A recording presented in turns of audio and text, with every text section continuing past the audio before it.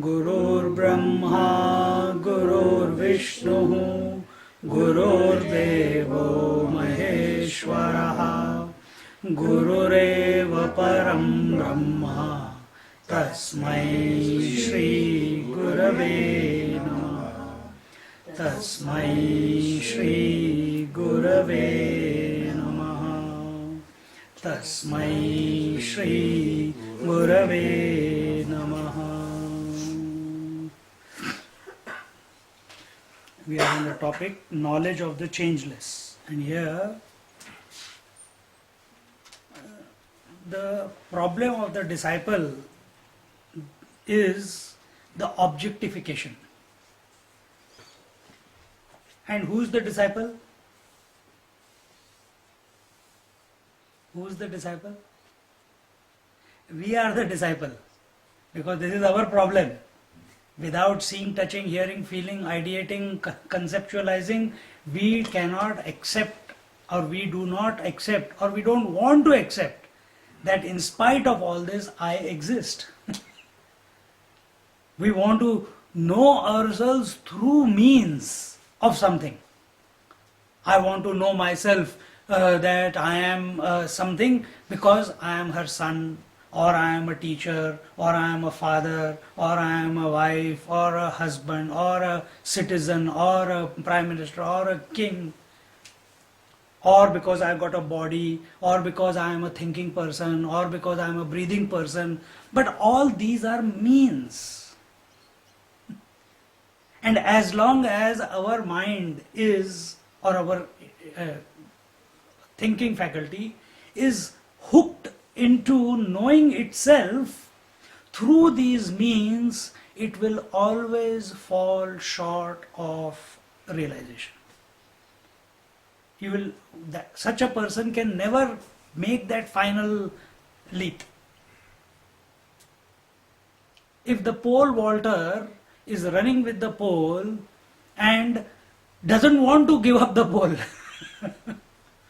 when he reaches the height, I don't want to leave the pole, otherwise I will fall.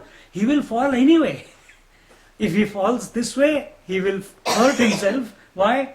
Because on this side of the mat, of the pole vault thing, there is no mat. Only on the other side there is a mat. Isn't it? And if he holds on to the pole, he will fall. Maybe the pole comes and hits him. But when he falls on the other side, trusts that whatever support that I have taken in order to reach this height, I must now surrender that support and go over without any help anymore, without any support, with the trust that when he reaches down, he will still have everything intact. That's just an example of a successful pole vaulter giving up his support. Are you ready to give up your supports? No. We want to continue thinking even in meditation. Isn't it? It's a problem. It's a disease. Thinking is a disease. It has to be given up. So the topic that we are doing here is knowledge of the changeless. This knowledge I am. This is the conclusion that we have to come to. And this conclusion we have to come to without thinking. In fact, I will add one more line. Whether there is thinking happening or not happening, we have to come to this conclusion. That I am that in spite of thinking or non-thinking.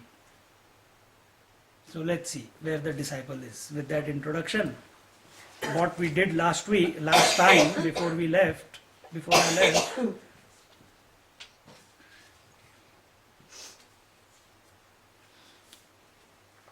the disciple says, Nanu pramatru vishaya vagatya nutpattau anavagata eva pramata sthad syadi ti cheta.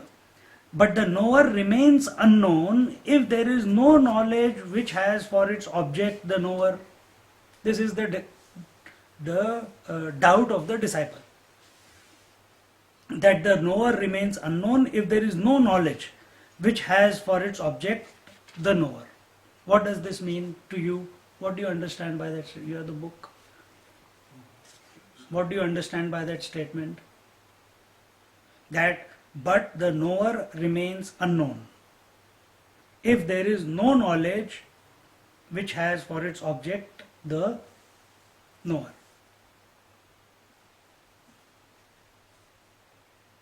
What do you understand? Something like you can't see your own eye. Good. That is the thing. How can you ideate the self? You cannot. And that's exactly what you are trying to do. So the teacher, in Sanskrit it is there, the teacher says, no. The knowledge of the knower has for its object the thing to be known. It is not a no object. It's not, because self cannot be having a form. It cannot be it is only an idea at the moment, but it doesn't have a form. You cannot touch it, feel it, taste it, know it, see it, taste it, nothing. And yet it is there. And why can we think about something like that? And before we have seen that. Space also cannot be seen, touched, felt, tasted. But you say there is space, isn't it? You cannot taste it, you cannot feel it, you cannot, experience it. All your experience is absence between two objects. You are experiencing objects. You are not experiencing space. Isn't it? So if there is something called absence and we can experience that absence, but we have given it a name called space. Similarly here, so now take that example that space is not a object of perception for the senses or for the mind. Because how can you think of absence? Absence means nothing. How can you think of nothing? Try.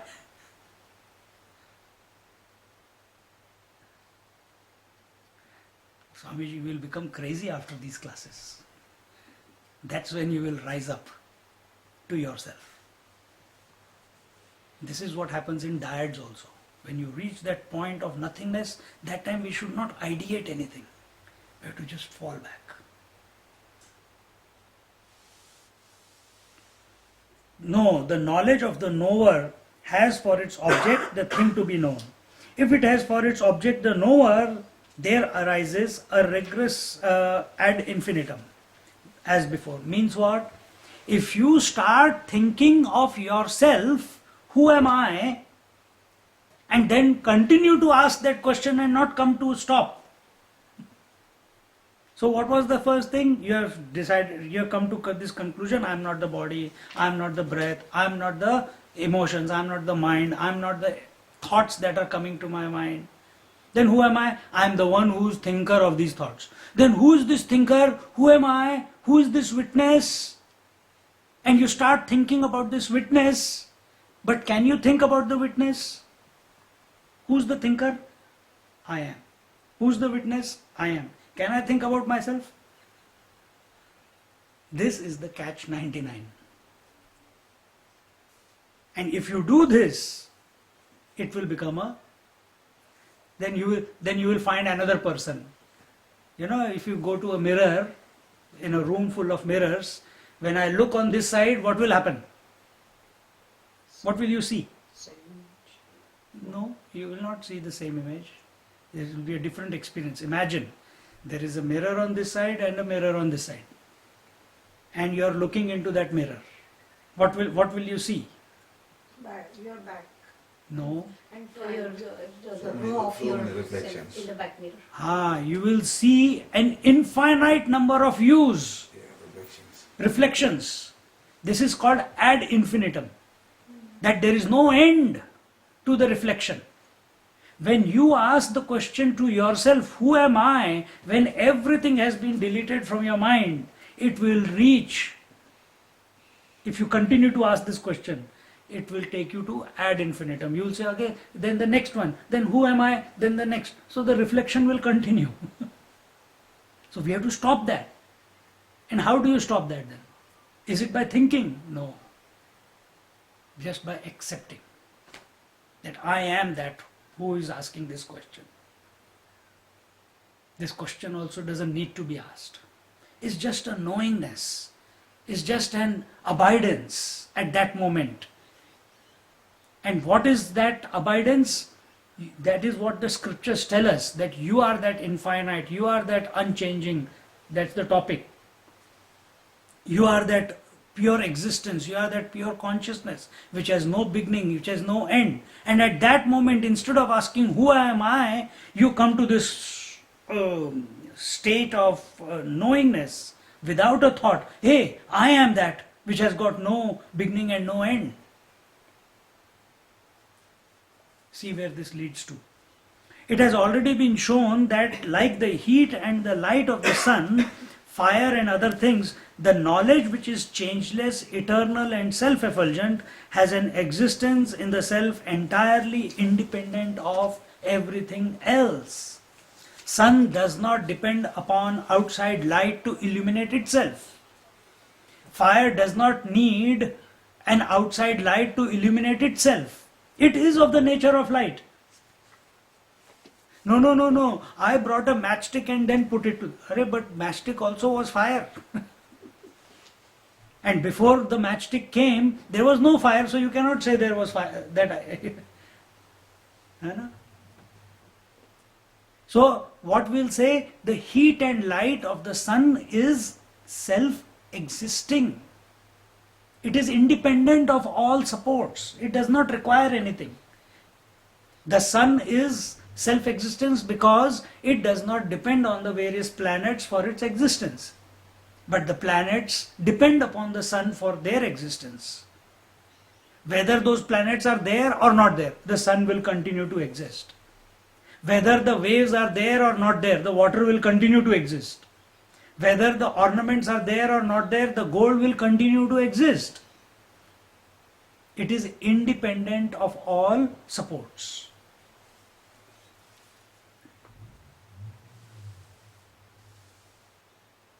I have already said that if the self-effulgent knowledge which is there in the self were transitory, it would become unreasonable that the self existed for itself, and that being a combination, it would get impurities and have an existence for the sake of another, like the combination of the body and the senses. Meaning that if the consciousness that I am was meant to be existing because of the other,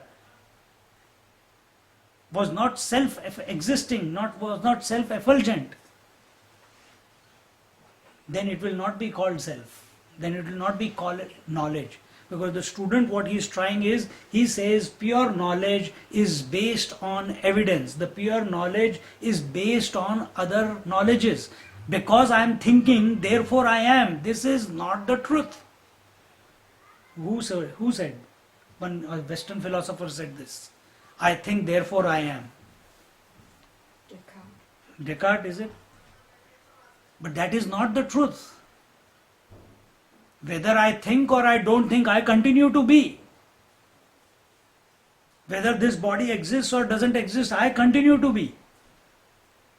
Whether I breathe or I don't breathe, I continue to be.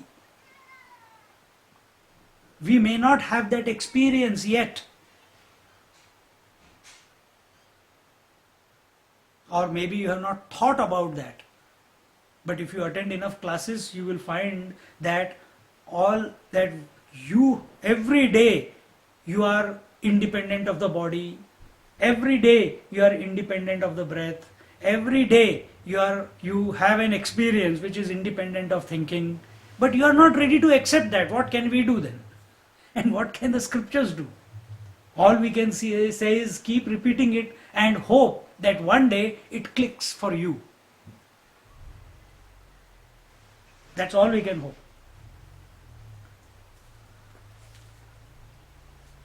So the teacher says, how? Let me tell you. If the self-effulgent knowledge in the self were transitory, if this knowledge of the self was transitory knowledge, transitory means that which is changing, that which is dependent on some other object, it is dependent on some other evidence, it is dependent on some other support, it is dependent on some other statements. First thing there will be, you can mark, first it would have distance by the intervention of memory. Memory means what? Memory is from where? From past. And you are in the present. Immediately there is a distance created between past and present. So it will become a product of distance. Time, space and objectivity, these are the three things which bind, as if bind the self to make it into an individual self. Isn't it? Time, space and objectivity. So how does time come about? By memory. So because I have a memory of myself, therefore I am? No. I am independent of memory. Memory is only a faculty of the mind. Mind expresses as mana, buddhi, chitta, ahankar. Four things. Mind, intellect, ego and memory. These are the four expressions of the inner equipment, which is called mind. All these together is called mind. It would then be, second point, it would then be non-existence in the self before being produced and after being destroyed, and the self. See, now if it is distance, distance is created. So because you remembered, therefore I am. So before you did not remember, so you were not there. See the conclusion that we come to then. So that means before you are non-existence, existing. And afterwards, if you stop thinking that you are, then you will become again non-existent. This is the flaw in Western thinking. Or in the, I shouldn't even say Western, in the modern thinking. This thought has already been, these books were written when? 9th century. By our Adi Shankaracharya. And this thought is already there in Yoga Vasisht. This thought which is coming, it's already there in Yoga Vasisht. And when was Yoga Vasisht written? It was a knowledge given to Lord Rama by sage Vasishtha. That was more than 11,000 years ago. So these Descartes and all these monkeys, they are just come. This knowledge is far, far, far more. It's the soul of the human beings, not just of India, of the human beings. Therefore, this knowledge is not just for Indians or Hindus. It's the birthright of every human being.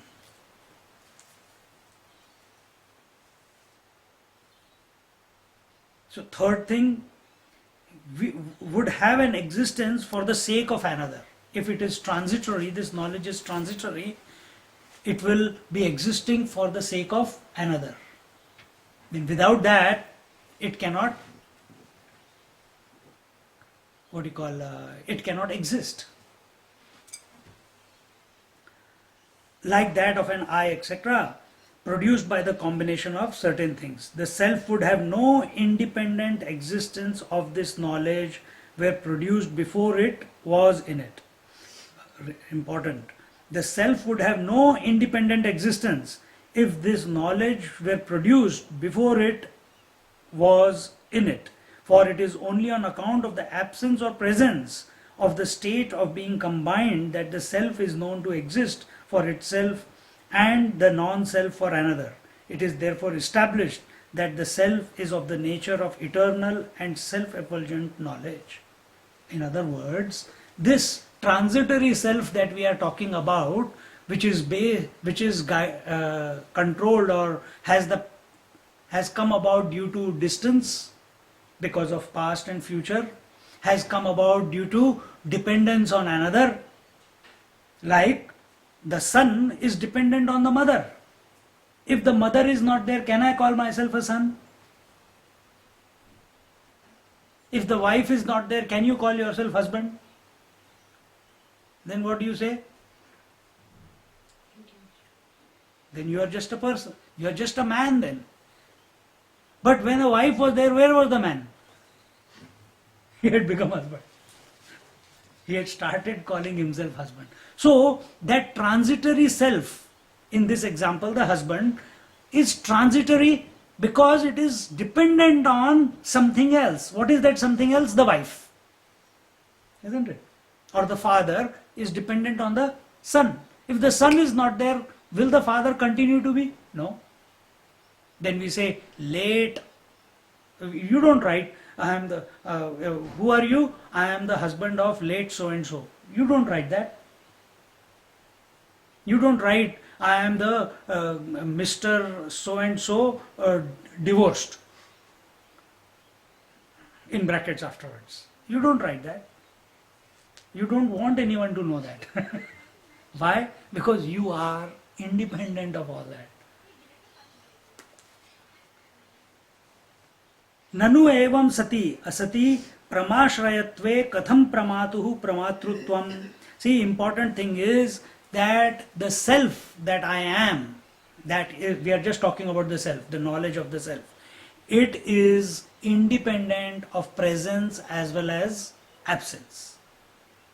Now, what comes under the definition of presence and what comes under the definition of absence? You work it out. We will repeat it, but right now you work it out. Under those two headings, what all can come? What will come under the absence? Absence is equal to nothingness, is equal to emptiness, is equal to void, is equal to absence of all objects, emotions and thoughts. Okay? What is presence? No idea. What is presence? I am. Presence is all the objects of the world, all the distances, all the past, present, future. That is presence. Body is presence, breath is presence, the thoughts are presence because you know. Huh? Memory is presence, concepts, ideas, thoughts, everything, all that is presence, isn't it? When all this is absent, then we say it is absence, when nothing is there. So the self is illuminating all this. But because it is illuminating all this as if it is not a real thing, as if it is illuminating, does not mean that the self is dependent on what it is as if illuminating. You cannot say that the gold is dependent on the ornament. You cannot say water is dependent on the waves. Because waves is nothing but water, ornament is nothing but gold. But as if that water is being called as waves, as if that mud is being called as pots. Our thinking has to, that fine shift in our vision has to come about.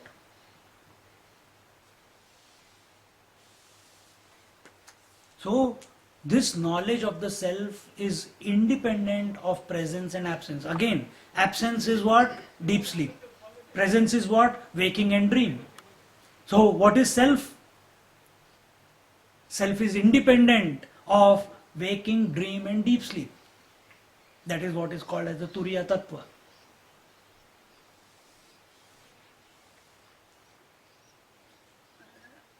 ननु एवं सति असति प्रमाश्रयत्वे कथम प्रमातु प्रमातृत्वम. Disciple, how can the knower be a knower if he is not the seat of knowledge produced by evidences? The student is still insisting that only by the way of proof, by way of inference. Inference is what? If you see smoke, you know there is fire. This is inference. So, because the student's inference will be what? That because I see, because I have got senses and they are functioning, therefore I am. Because I am thinking, therefore I am. This is inference. So, how can the knower be a knower if he is not the seat of knowledge produced by evidences? What is the evidence? Evidence is that you are all here. Evidence is that I have come back from India and I am sitting and giving lecture. Does the self need to be sitting here in order to proclaim that I am? Does it need to see you all? No, it does not need evidence. So what does the teacher say? Uchyate. Pramayaha nityatve anityatve cha rupa vishesha bhavat. The knowledge produced by an evidence does not differ in its essential nature, whether one calls it eternal or transitory. Meaning what?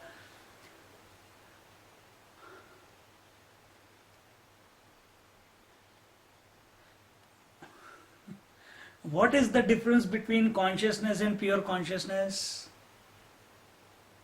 Consciousness is an object.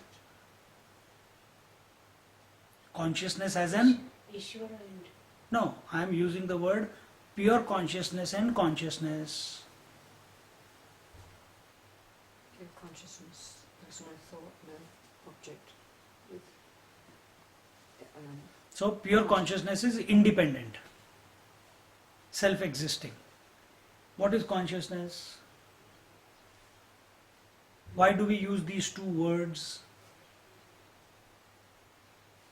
Why do we use the word reality and individuality? When the consciousness, reality is consciousness and individuality cannot be without consciousness, then why do you use two different words? Total conscious and consciousness. Can it be total? Consciousness is only thing that there is. This is our goal. Pure consciousness is the only thing that there is.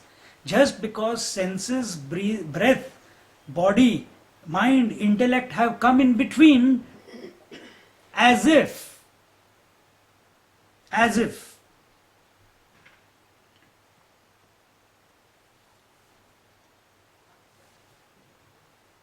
Just like, I'll give you another example, then it will become clear. Water is the only thing that there is, but as if the waves have come. And each wave has an individuality and says, I am wave number 1, I am wave number 2, I am wave number 3, I am wave number 4, and have competition. Ferocious waves, loving waves. But what are they essentially? Then why don't you call it water?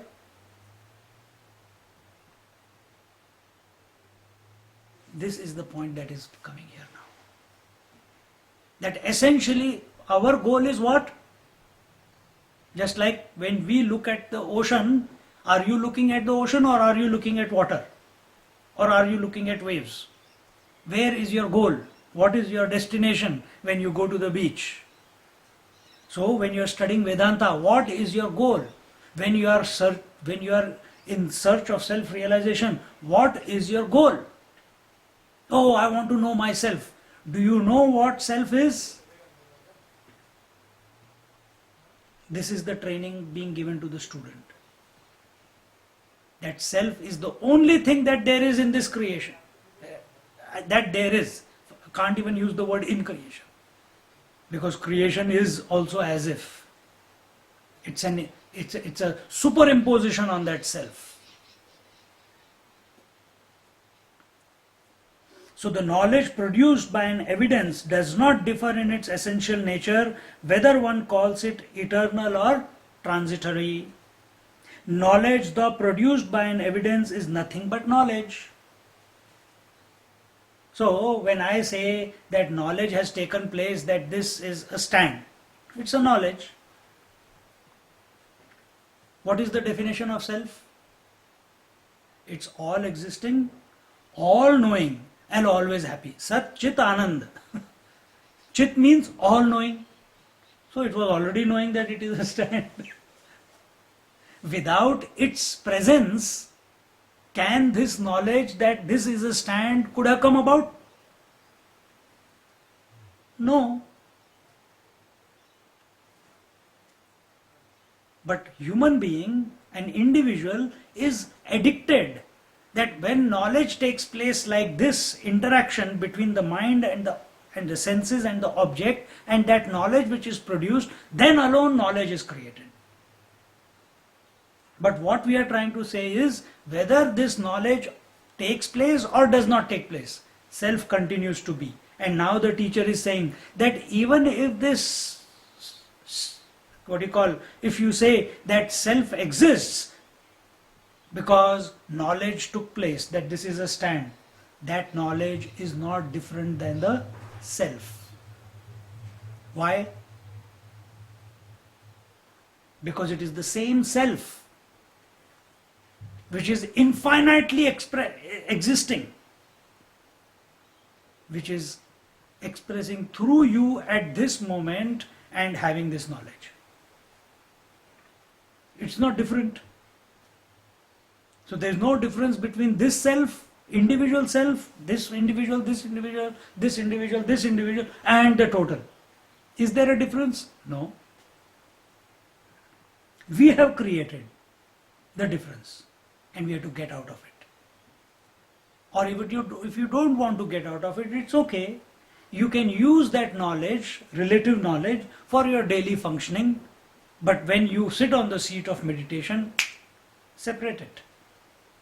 Or when you are working your day throughout the, through the day, doing whatever you are doing, don't forget that you are independent of all this. You are self-existing.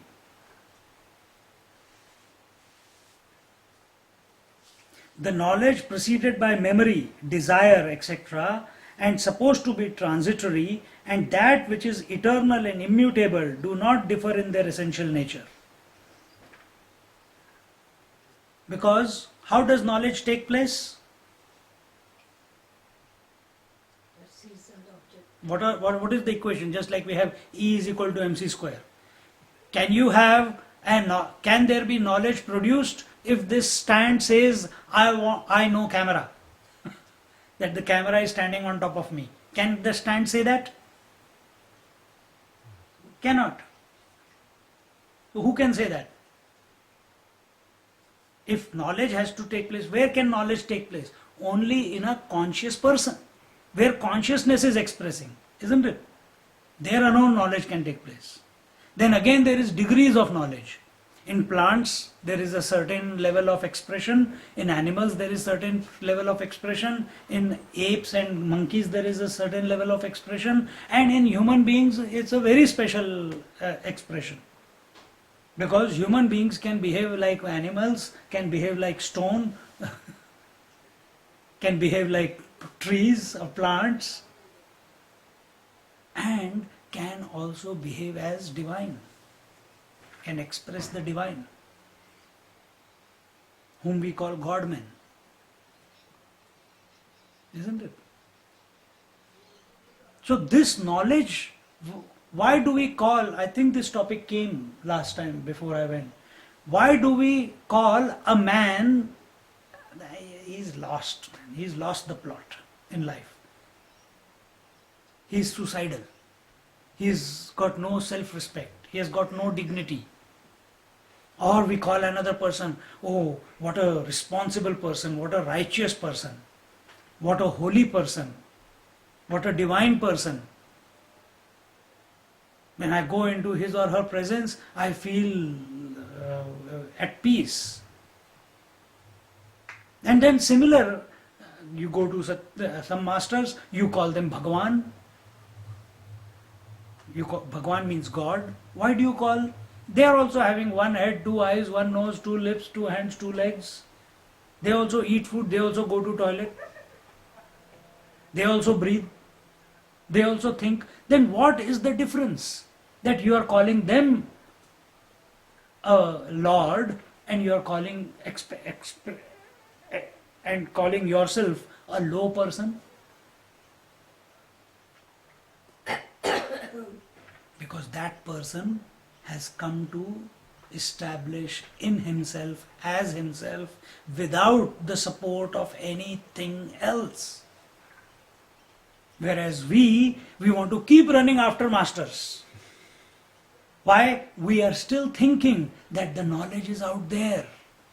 Knowledge is by coming into someone's presence. That knowledge is by reading books and scriptures. Yes, initially it is true.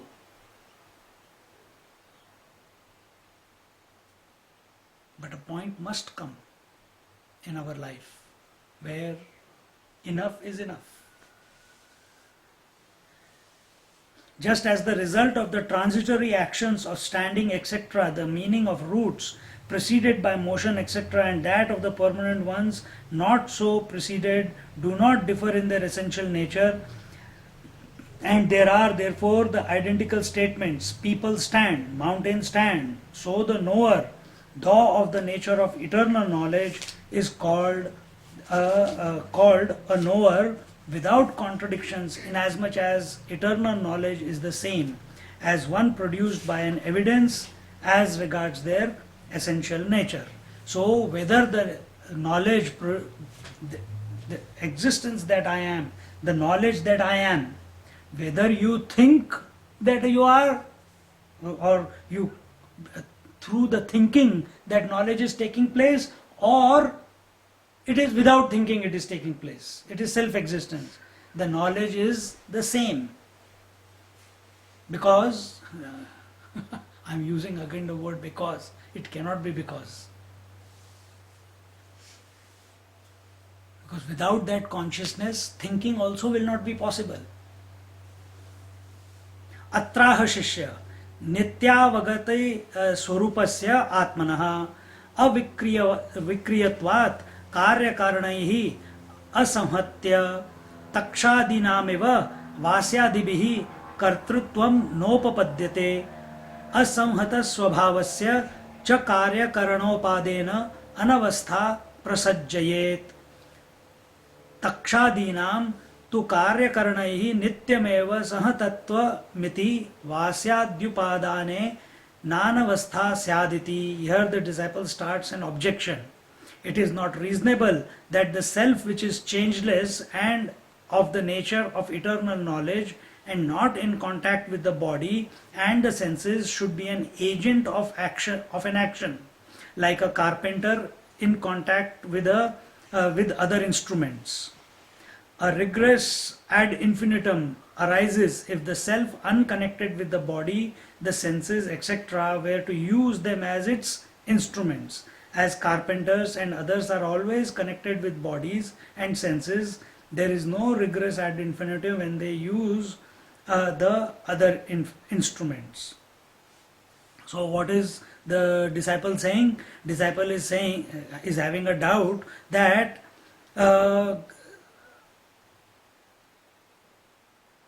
that the self, the knowledge is an agent. The pure consciousness is an agent of action. In the whole paragraph, simple thing. That the self is an agent of action. So to that the teacher says, agency is not possible without the use of instruments. Agency means what? Who is an agent here in you all?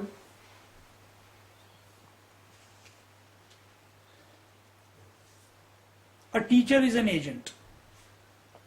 A disciple is an agent. But both are men. A father is an agent. The husband is an agent. The wife is an agent. Because why? It says agent cannot express without the instrument. So who is the instrument for the husband? The wife is the instrument. If the instrument is removed, the husband dies. If the child is removed, the father dies. But without consciousness, could father have expressed? Without consciousness, could mother have expressed? Without consciousness, could the teacher or the disciple have expressed? No. So is this agent other than the original? It's not. You understand. But we have to experience that all the time. Even while I am talking and even while you are listening.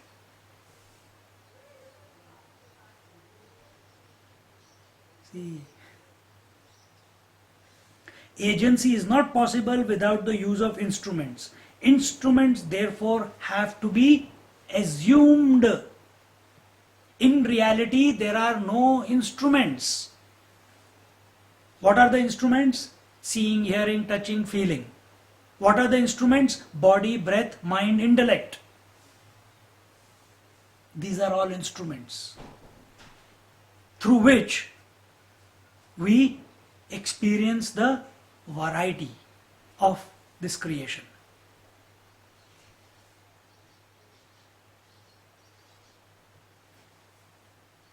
And what is the teacher saying here? Instruments therefore have to be assumed. The assumption of instruments is of course an action. So who is assuming these instruments? Is the reality assuming these instruments? No. Who is assuming these instruments? Who's imagining? When you use the word assuming, we'll use the word imagine. Who's imagining that there is a body, there is breath, there is mind, there is intellect, there is seeing, hearing, touching, feeling, that there are other people, there is plant kingdom, animal kingdom, inert kingdom, that there is past, present, future, that there is waking, dreaming, sleeping, there is this world and the other world, that there are 7 nether worlds and 7 higher worlds, that there is God, there is this, that there is that. So many things it has. Who is imagining? Self. Yourself, the individual self, the lower self. It's the wave which is imagining. But wave is nothing but water. Water is infinite. Wave doesn't experience infinity. But essentially it is infinity. But because the wave's attention is on its beginning and end, therefore it says, I have got only this limited lifespan and there are others also like me. And exactly the same thing we are also doing. I have become identified with this body, with these senses, with this breath, with these ideas. From childhood we have been brainwashed. That is why in India and other cultures, from the child, with the moment, first 4, 5, 6 years with the mother, and after that straight away to Gurukul. To study what? What we are studying at 50 years old. This was the knowledge. Systematically it was given to the kids in Gurukul. So that they understood before they became teenagers, before they became men, what the goal of life is. And once you have understood, because in a young child, very easily they can grasp. And I see in my classes also the children grasp very easily. They know. Just now I was in Delhi, there also in someone's house I went. The parents are extremely wealthy. And they expect the child to also be high achiever like them. But he is cool. It's okay, Dad. Chill it. He is not performing very good in student class and this and that, but it's okay. Life, he says, Dad, you have achieved everything. Why do I have to achieve? And in their house, at the insistence of the father, that teach him something, tell him something. So I said, okay, let's all go in meditation. So all I did was told them, watch your breath in and out. And this young fellow was just sitting there with the shoes on the sofa, and he went into meditation. And the father is saying, hey, don't go to sleep. Swamiji is telling you, do the meditation. He says, Dad, he's telling you also.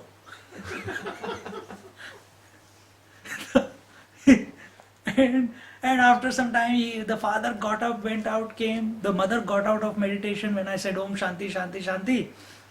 Just about 15-20 minutes. And she came out, and immediately I said, shh, your son. The son was sitting next to her. I said, yes. So she went again. But the father, after he had to get up, go around, and do this. Too much quietness. Came back, sit down. Then he's saying, then I said, your son is in... No, he's sleeping. He's saying loudly. I said, shut up, he's in meditation. I can see that he's in meditation. Oh, he's in meditation. I said, quiet, don't say anything. The problem is the father, not the son. If you have a father like that, you will start behaving like that. And that fellow was in meditation for about 45 minutes. So dinner was delayed, everything was delayed. Children, it is very easy for them. You know Kokre? Kokre's son, I went once to their house. I was flying somewhere, so in those days, about 5-6 years ago, they always used to pick me up from here, or mummy used to drop me in the city, and they used to pick me up, and then I'll stay at their house, and then they'll drop me to the airport next morning. So every time I used to go there, they used to tell us something. So one day we sat in meditation, and this young son of theirs, he went into meditation for 1.5 hours. समाधि में चला गया, समाधि लग गई उसको. All I did was, I made them imagine Lord Shiva, and that you are sitting in the lap of Lord Shiva, and the Lord Shiva is loving you and giving you आशीर्वाद. वो लड़का सागर समाधि में चला गया. Tears coming out of his eyes, and he is in bliss. So for children, the reason I have given these two examples, for children it is very easy, and that is why this Gurukul system used to be there. If we can behave like children, even after we are grown up, and in that frame of mind, with that excitement, with that freshness, if we approach this knowledge, click.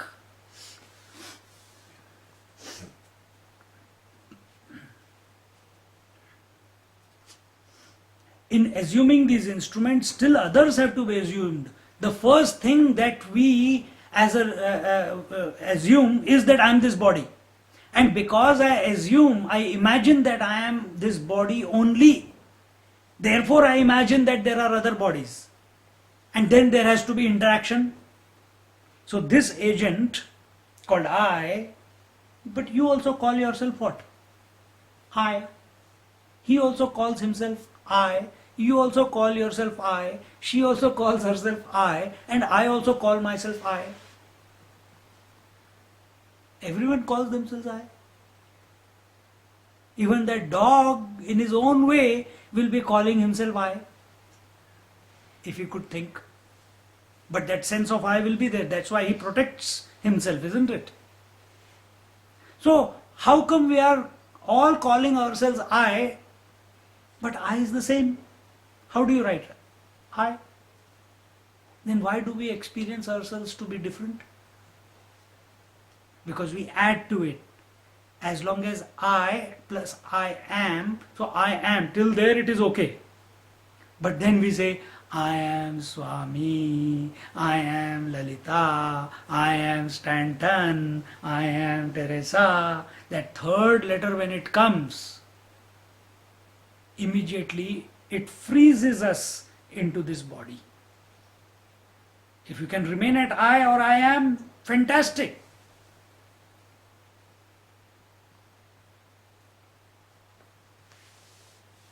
So, first identification with this body, first imagination that I am only this body, and it brings about consequent imaginations that there are other bodies. First imagination that I am only occupying this space, and automatically the consequent imagination will be there is a larger space. Initial imagination, I was born on this and this date in this year. Automatically when I see around, when I am going to die, there must be a conclusion date also. And for that I celebrate every year, I am reaching my conclusion. Birthday.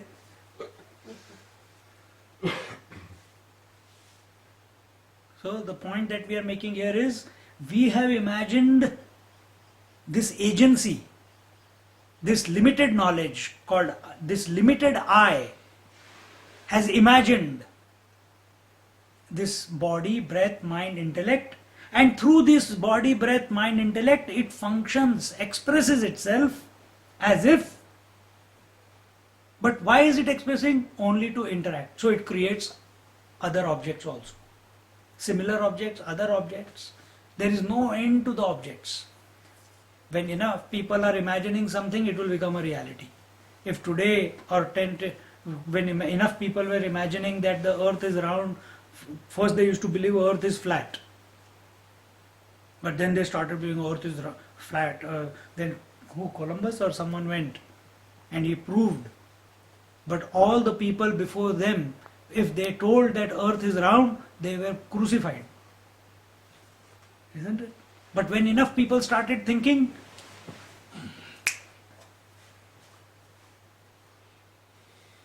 then one person came up, I'll go take the chance of going around.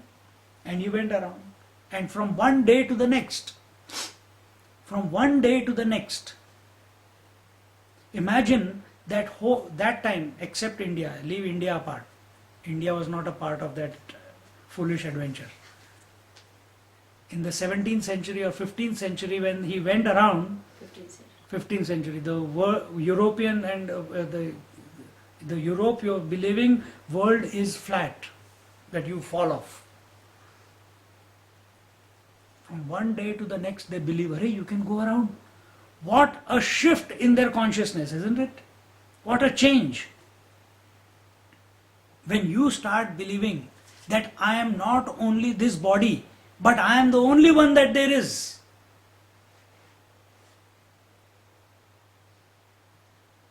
What shift will be there within you?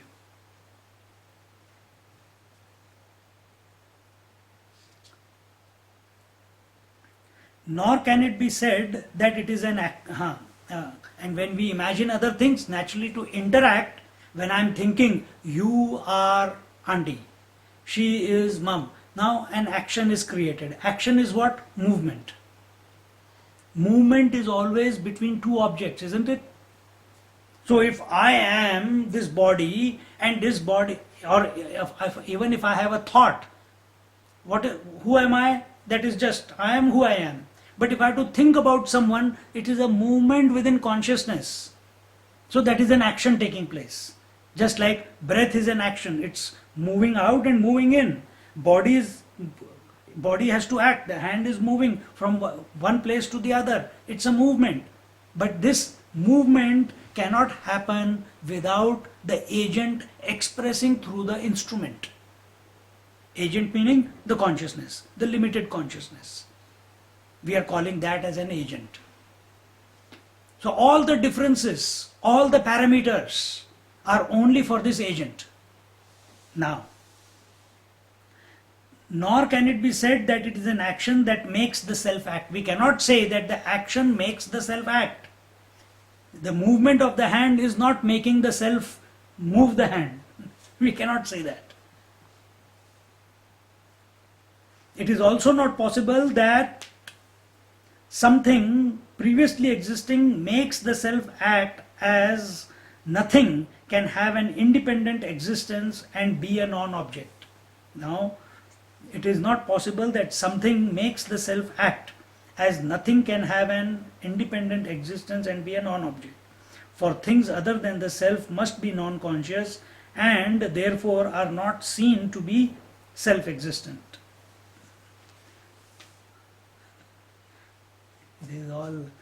They are screwing your mind, nothing else. They are not screwing your mind. We will screw our mind. The thought is very clear. But if we can make that jump, like the pole vaulter. See, some years ago I did fire walking. When you do fire, till you don't do it, you are scared. Feet will burn. How is it possible? How is it? You are thinking of all the things negative.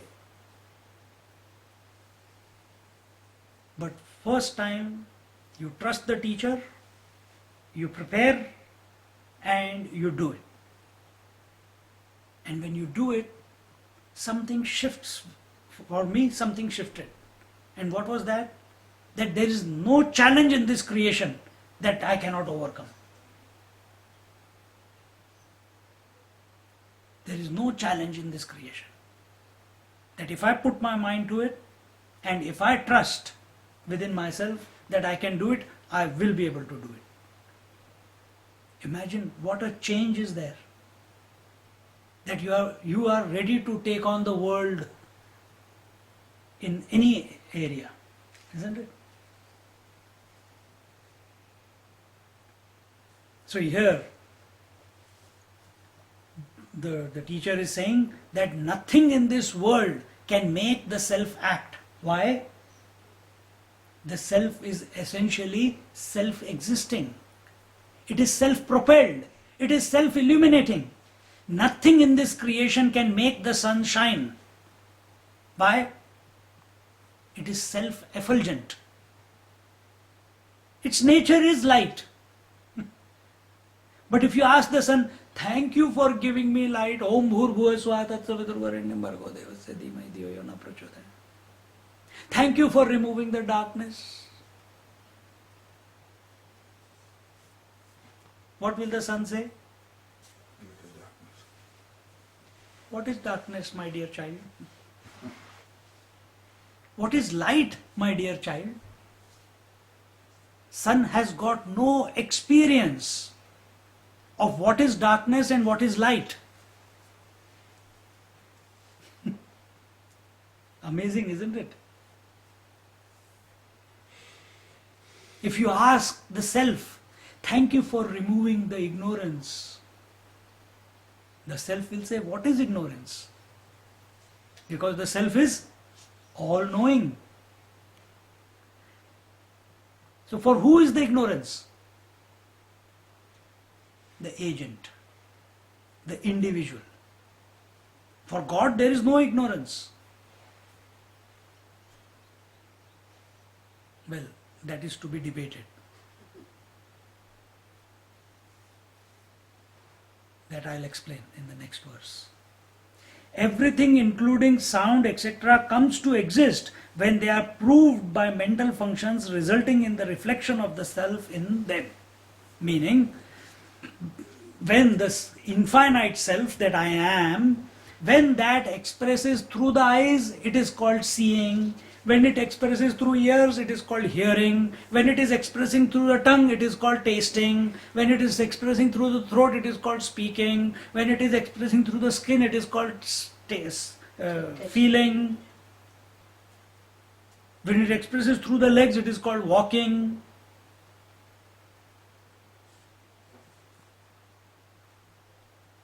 So without the self, these actions of seeing, hearing, touching, feeling, tasting, walking, feeling, etc. cannot take place.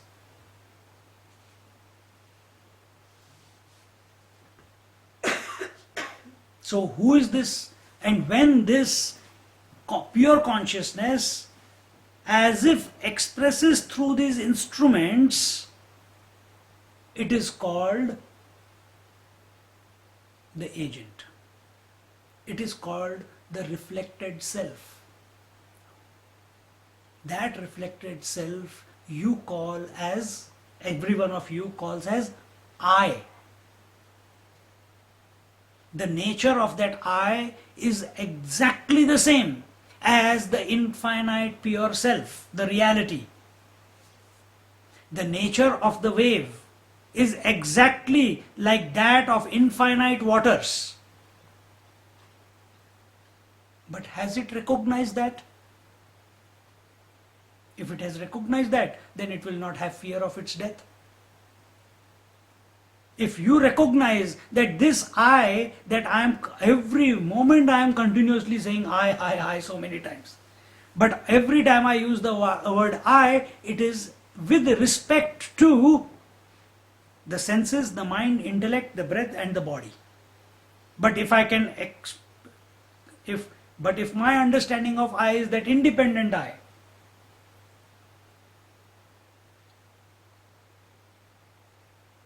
that is moksha. While living, you don't have to die for that. You don't have to die for that. It's just a shift in consciousness. Just a click. What is the click? The click is like in the milk. You heat up the milk, you add 1 drop of yogurt. So you heat yourself up in a satsang and a drop of self-knowledge is put into you. And then what do? The milk goes in meditation, sits quietly. By morning what happens? It's set. You got yogurt. Similarly, you set now in meditation. And what will happen? You will be realized. It's that simple. Nothing much needs to be done. Only be present in what is being said, and everything that is being said is only pertaining to the self that you essentially are, not what you believe yourself you are. What you essentially are. So it is very important for us to know what we essentially are. Then this running around will stop. Because this self as an agent is only an apparent reality. It's not the reality, it's only apparent. Which seems to be, like the sunrise seems to be, the rainbow seems to be, the directions seem to be, but they are not there. There is nothing called sunrise. But it seems to be there every morning, and sunset seems to be there.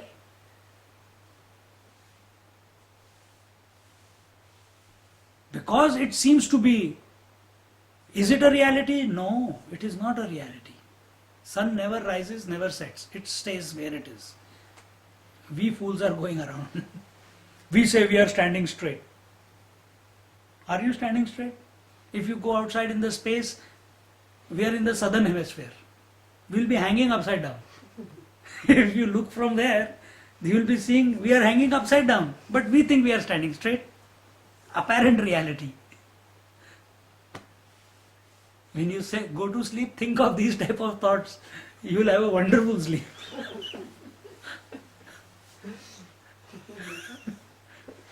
Huh?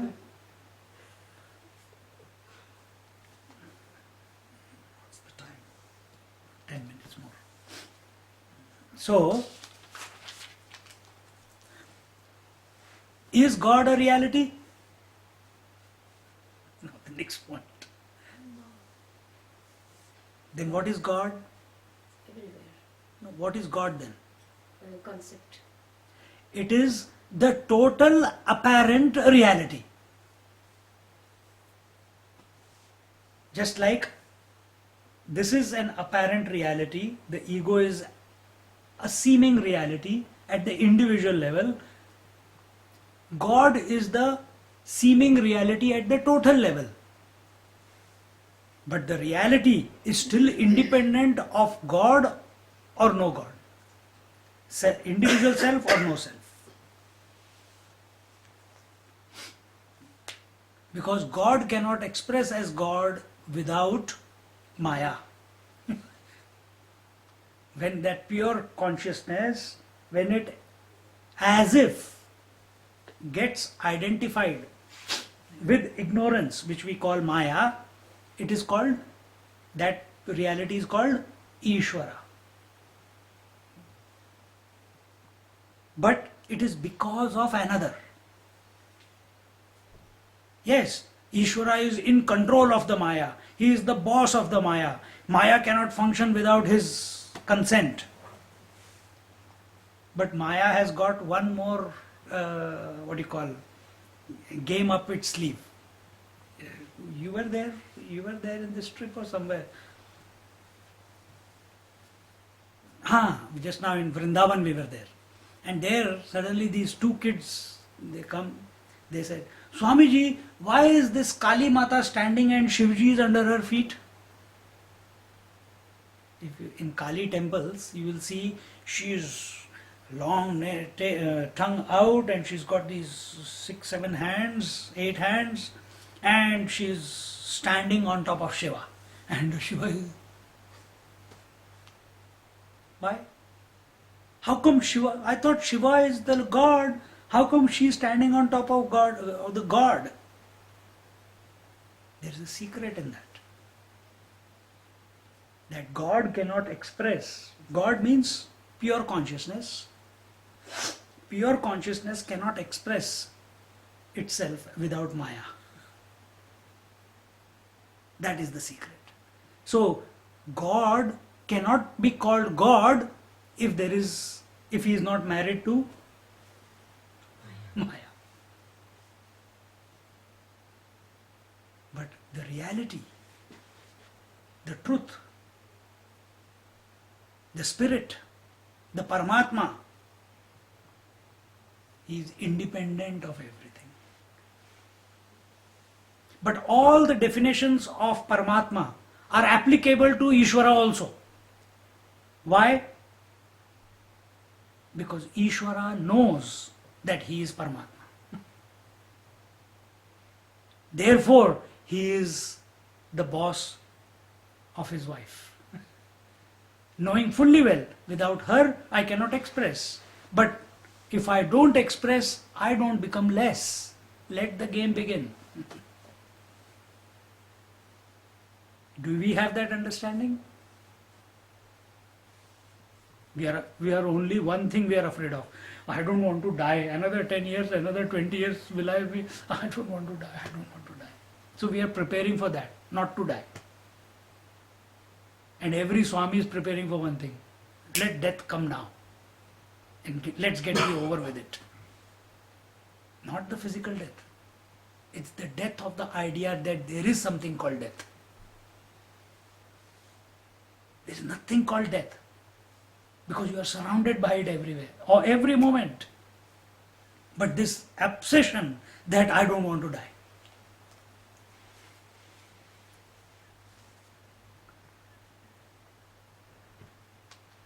One, the Ishvara, different from the self and possessed of consciousness, must be no other than the self that is free from combinations with other things and existing for itself only. So I have explained that. And from Charvaka's point of view, nor can we admit that the body, the senses and their objects exist for themselves, inasmuch as they are seen to depend for their existence on mental modifications, resulting in the reflection of the self in them. That means body. Charvakas are those people who think this body is the only reality. So make merry and finish this life. We don't know whether there is future life or not. We don't know whether there is reincarnation or not. No. So this body we have got, let's live a body indulgent life and get over with it. But here the teacher is saying, this body, can it express as body without the agent? Without the consciousness? No. So what is that consciousness? It's the reflected consciousness. That reflected consciousness, how did it come here? Because there is something called consciousness. Nanu dehasyavagatau na kaschita pratyakshadi pratyayantaram apekshate, disciple. But no one depends on any other evidence such as sense perception, etc. in knowing the body. Badam. The teacher says, yes, it is so in the waking state, but in death and in deep sleep, the body also depends on evidences such as sense perceptions, etc., in order to be known. Similarly, in the case with the senses, it is the external sound and the other objects that are transformed into the body and the senses. The latter, therefore, also depends on evidences like sense perception, etc., in order to be known. I have said that knowledge, the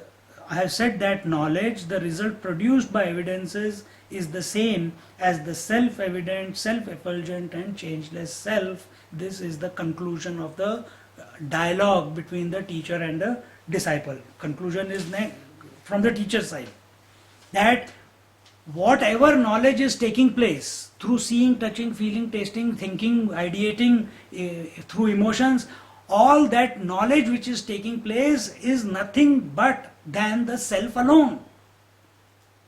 Why? Because there is no moment while you are going through your waking dream and deep sleep that you are absent. Nobody has the experience that I am absent, isn't it? So whether you are thinking, you are present. Whether you are sneezing, you are present. Whether you are knowing that this camera is there, you are present. Whether you are having a bout of anger, whether you are having emotion, good emotion, bad emotion, you know you are present. That presence itself is the absolute knowledge. So this transitory knowledge which is taking place is nothing but the absolute knowledge, because without it, this transitory knowledge will also not be possible.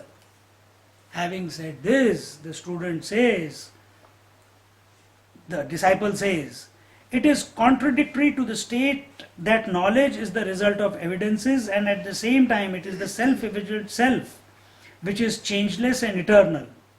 The reply, the teacher says to this, it is not a contradiction. Why? Because this agent is the secondary self, if we can use the word.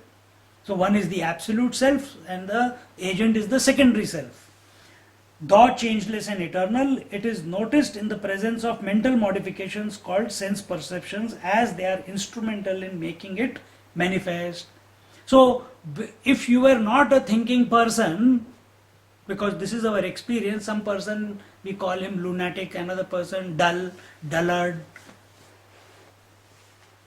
is not able to discriminate.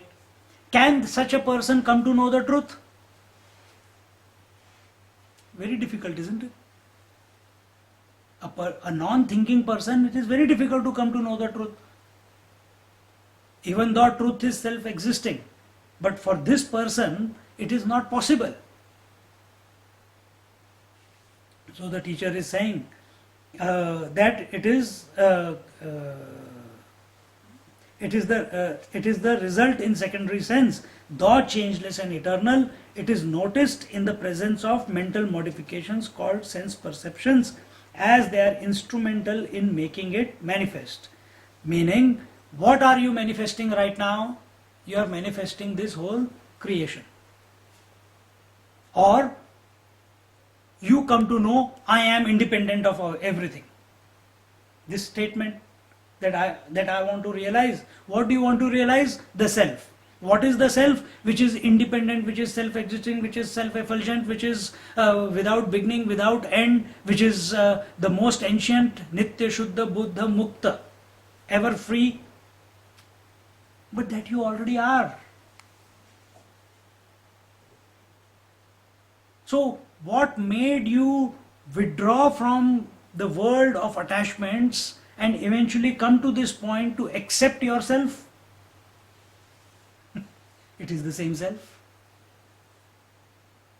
It was the same self through that process, before that process, after that process. The earlier we accept this, that to know the self, to know ourselves, we don't have to go to the forests. To know ourselves, we don't have to go to the caves. To know ourselves, we don't have to know the scriptures. But because we don't accept ourselves as we essentially are, then scriptures come in. And what are the scriptures telling you? They are giving you a methodology. They are reflecting you to yourself, what you really are. They are a mirror. It appears to be transitory, as mental modifications called sense perceptions, etc. are so. It is for this reason that it is called the result of proofs in a secondary sense. Because you have considered yourself to be limited, because you have considered yourself to be transitory, and now you are studying the scriptures and you come to know, oh, but actually I am that one without a second. That I am. So in that sense, that you made a journey to be established in yourself. Therefore you are saying, therefore it is said that evidence is required. Scriptures are the evidence. Actually, when we study Taittiriya Upanishad, it will be the same thing. That every experience is an evidence for the self. Every experience, every contact, every thought, every breath, every interaction is revealing the self. Every moment to itself. So from verse 94 onwards till here, till verse 107, 108, the conclusion comes that the pure consciousness is the only thing that there is, and in a secondary sense it is called an agent, and this agent itself is essentially the pure consciousness, and this we come to know on the basis of proofs and evidences. And what are those evidences? Everything that you experience. Well, just little bit more, but we'll finish it next time. Just the final, what is the conclusion of the student after hearing this? Going through this discussion with his teacher, what is the conclusion of the student? Now, from verse 109 and 110, the transformation that takes place in the student, he is voicing it out to his teacher. We'll see that next week. Om Purnamada Purnamidam Purnat Purnamudachyate Purnasya Purnamadaya Purnameva Vashishyate. Om Shanti Shanti Shanti. Hari Om Shri Gurubhyo Namaha. Hari Om.